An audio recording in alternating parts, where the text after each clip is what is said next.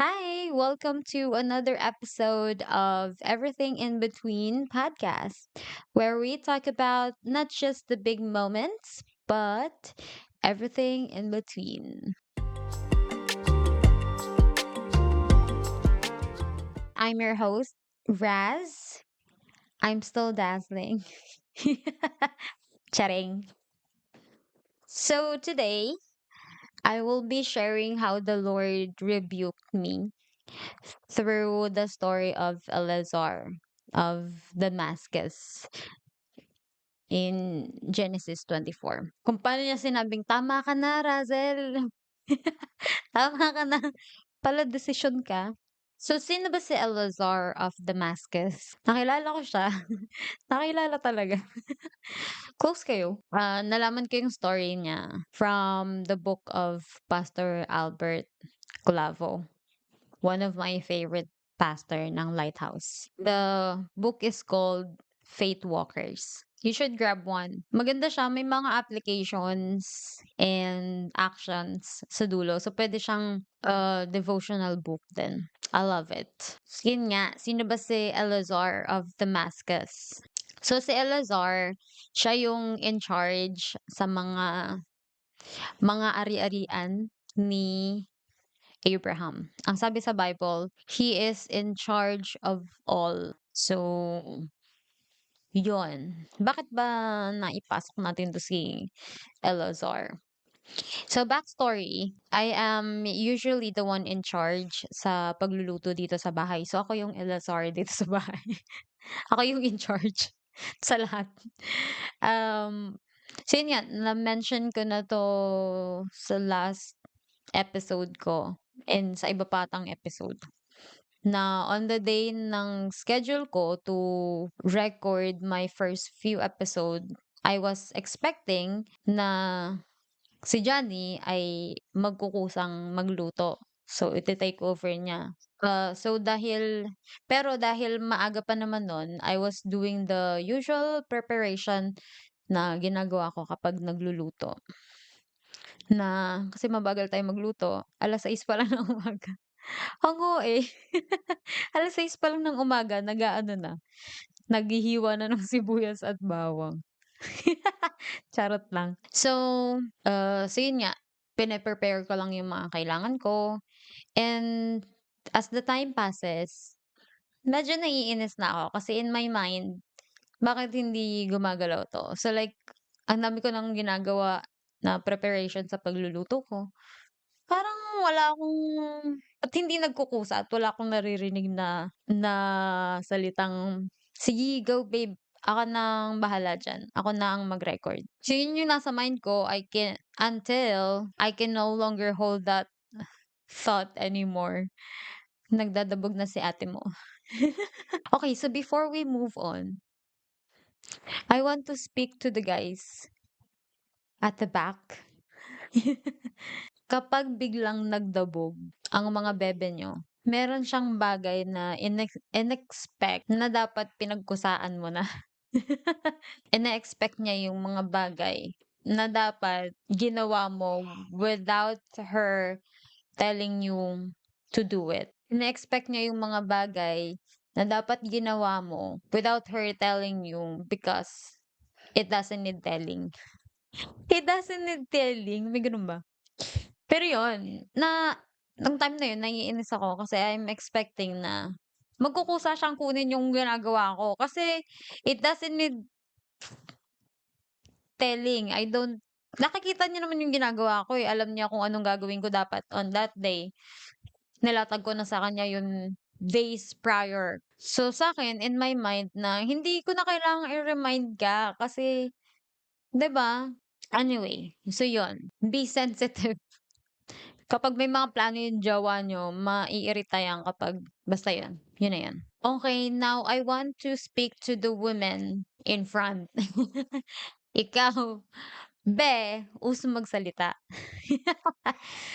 This is what I'm trying to practice now kapag napapansin kong medyo hindi na gumaganda yung pakiramdam natin. Medyo meron ng namumuong bagyo sa puso at isip.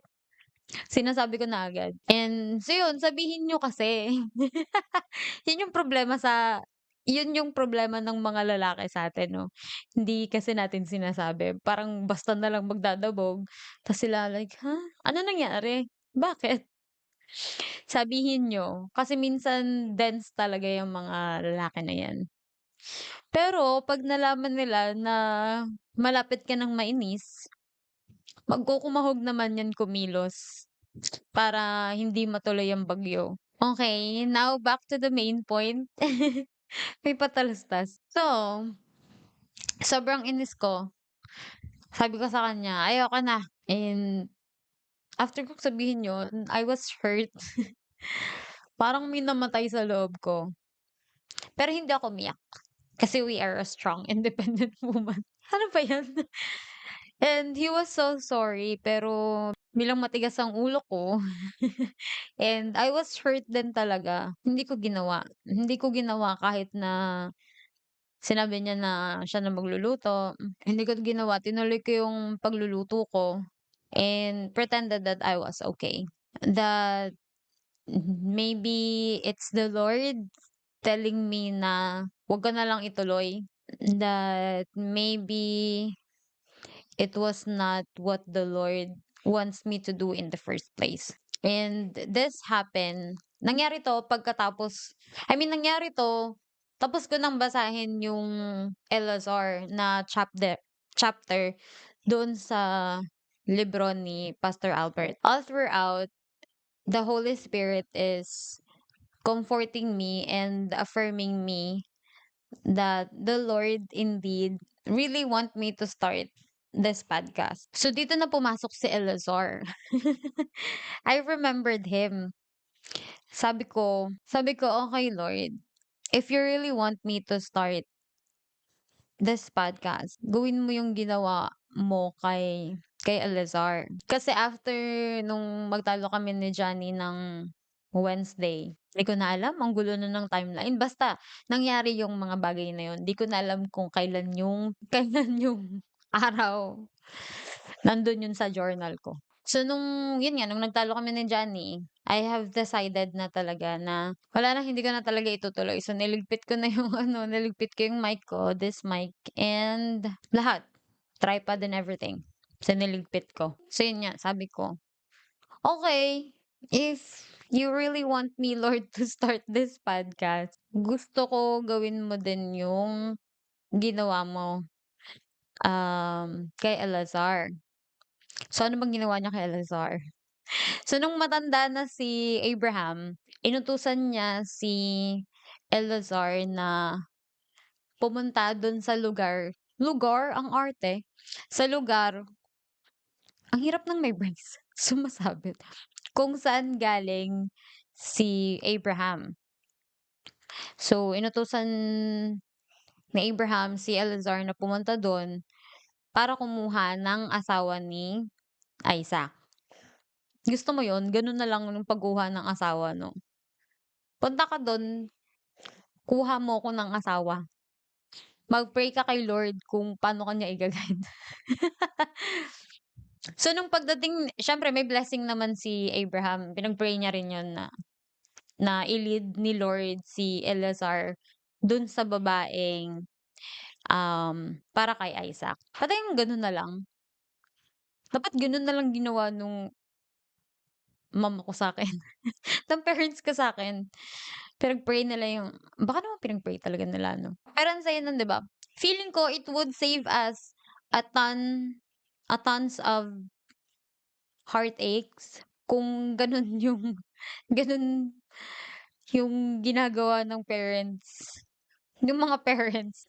Na-realize ko lang may ganun pala ngayon 'no, yung sinasabing arranged marriage, may ganun pala. Pero hindi hindi orchestrated ni Lord. So, anyway, never mind. So, nung pagdating ni Elazar dun sa lugar, he prayed very specifically kung ano yung sasabihin dapat nung babae, kung ano yung gagawin nung babae para malaman niya na this is it. This is the woman that the Lord wants Isaac to marry. Ito yung babae na kailangan kong dalhin dun sa master ko, gano'n. And the Lord answered his prayers. Like, exactly like that. If you wanna know, read read Genesis 24. So, yun, sinagot ni Lord yung prayer ni Elazar exactly what he asked, what he prayed for. So sabi ko gusto ko nun ng gano'n specifically. 'Di ba siyempre 'pag gano'n ka-specific naman yung ginawa sa'yo ni Lord, kung ano yung sinabi mo yun din yung nangyari, 'di ba? Gano'n ka rin sinagot ni Lord. So, wala ng doubt nun, hindi ka na magda-doubt nun. So, yun yung gusto ko na para in the future kung like mag-doubt man ako sa sarili ko, kung mag-doubt ako sa ginagawa ko kasi I don't know, maybe for some reason hindi ako makakita ng progress agad or whatever, wala ng doubt kasi narinig ko from the Lord na ganito yung sinabi ko na specifically ang sabi ko nun sa kanya, "Lord, I want you to tell me yung word na do it para malaman ko na this is what you want me to do." Kasi na-experience ko naman na yun before nung sinabi niya sa'kin na mag-aral ako and I was worried kung sino yung magbibigay ng sino yung magsu-sustain sa parents ko sa financials nila. And ang sabi niya sa'kin nun, "I am your God, I am your provider, and I am the same God they have. I am also their provider. I will be providing for them." And true enough, all throughout my hanggang ngayon, si Lord pa rin ang nagpo-provide sa parents ko. So, yun, na-experience ko na yun before. And then, yung isa pang instance is nung sa love life ko. So, yung ex ko, nahirapan ako mag-let go dun until sinabi ng Lord na let go. As in, malinaw na malinaw yung let go. So, ano pang choice ko dun? So, I had to let go, 'di ba? Yun, yung mga ganun, very specific na alam kong galing talaga kay Lord. Ewan ko ba naman 'tong sarili ko? Alam ko naman na gan'to yung gusto niyang gawin, kasi gan'to rin naman yung gusto kong gawin. So, parang nag-a-align naman kaming dalawa. So, ano pa bang kailangan ko, 'di ba? But ang sinagot sa'kin ng Lord ay ni-rebuke niya ako. "Ano ba, Russell, desisyon ka sa buhay ko. 'Wag mo akong tuturuan." Naalala ko yung ano yun, yung verse na, "Your ways are not my ways, and my thoughts are higher than your thoughts." Sabi ko nga eh. So yun, ang sinagot niya sa'kin is, "You don't need that." Alam niyo ba kung paano ko na-receive yung sagot niya? Nakahiga ako, hindi ako makatulog. Sabi ko, "Lord, oh, ano ng gagawin natin ngayon? May gusto ka bang sabihin?" Sabi niya, "You don't need that. I won't do what I did kay Elazar." Hindi niya sinabing hindi niya kayang gawin. Ang sabi niya, "I won't do." Ang cute lang, naisip ko, parang na-realize ko lang ngayon, para kaming magtatay talaga. I'm so kilig. Anyway, sabi niya pa, "Elazar has a second-hand faith, and you don't. Elazar does not know me personally, but you do. And he does not know my voice, but you do." After sabihin sa akin ng Holy Spirit 'to, nakatulog ako. Nakatulog naman talaga ako. And that's our goal, yung personal relationship with God. After niyang sabihin sa akin 'to, siyempre hindi ako natinag.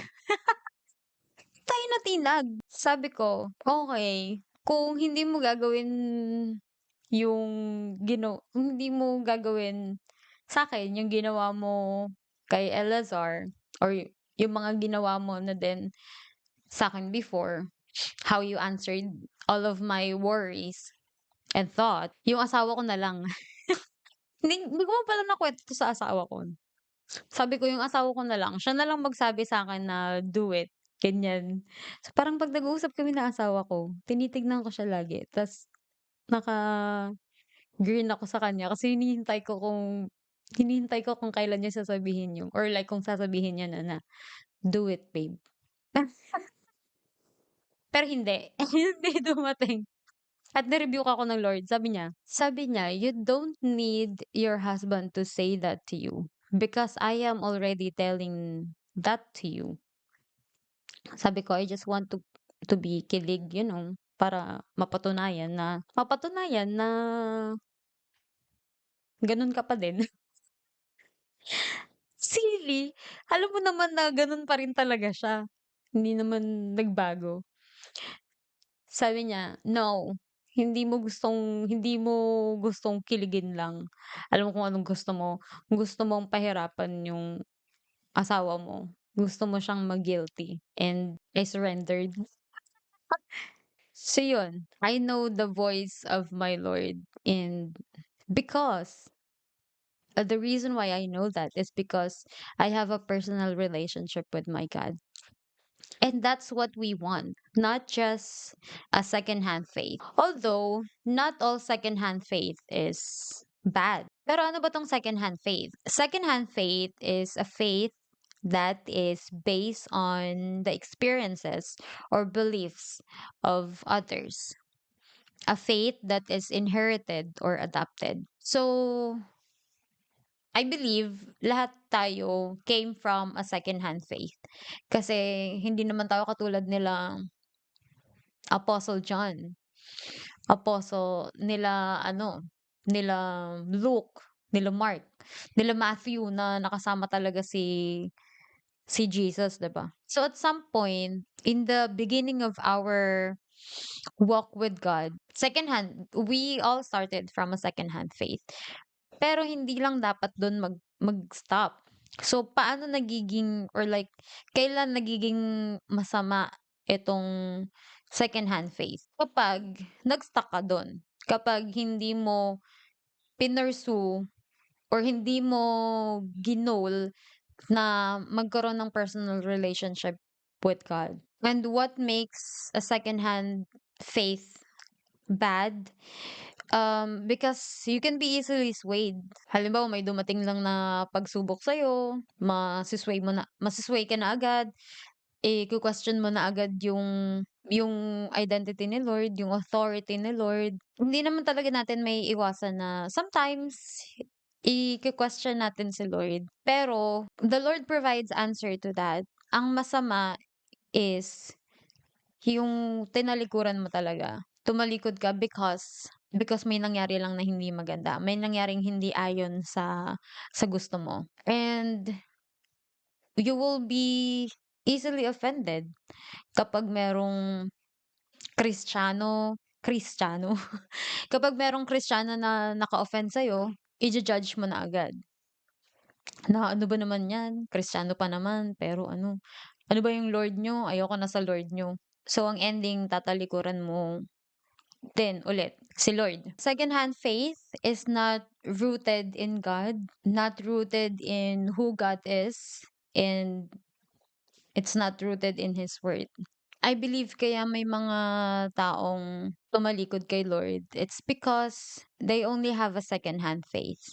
But again, not all secondhand faith is bad because it can make you like Elazar. So si Elazar nga, nagpray siya kay Lord with a faith na nakita niya sa master niya, which is si Abraham, and it can start a personal relationship.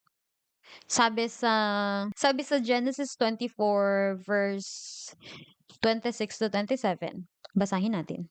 Then the man bowed down and worshipped the Lord, saying, "Praise be to the Lord, the God of my master Abraham, who has not abandoned his kindness and faithfulness to my master. As for me, the Lord has led me on the journey to the house of my master's relatives." So itong nangyaring 'to, puwede siyang maging start na ma-curious si Elazar. And it's so amazing na kung paano niya sinabi na ganito dapat mangyari, na ganito dapat yung sabihin nung babae para malaman ko. And kung paano yung prayer niya, that's exactly how the Lord answered him. 'Di ba, it's amazing. So, kung ikaw ang naka-experience nun, for sure maku-curious ka din and iisipin mo, "Sino ba 'tong Lord ng master ko?"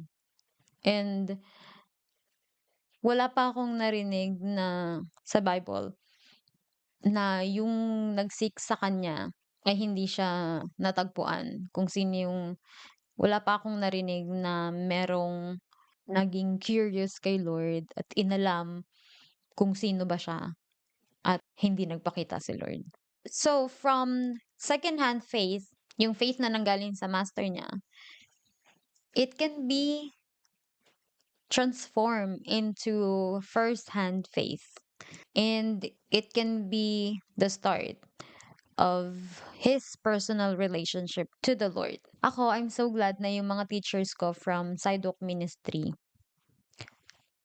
shared their faith with me because from there, I was able to start my personal relationship with God. So that's our goal. Let's aim for personal relationship with the Lord. And yun din naman yung gusto niya sa atin. Gustong-gusto niyang magkaroon ng personal relationship sa atin.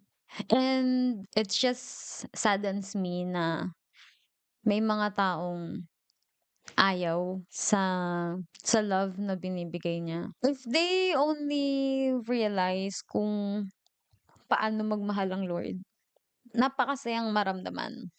Anyway, so yun lang. Let's aim for a personal relationship with our Lord.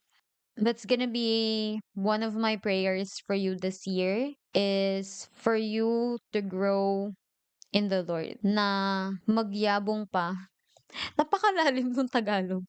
Magyabong pa ang relasyon mo sa Panginoon. Okay? Yun lang. That's it for this episode. If you have any prayer requests, let me know. And take care. Bye.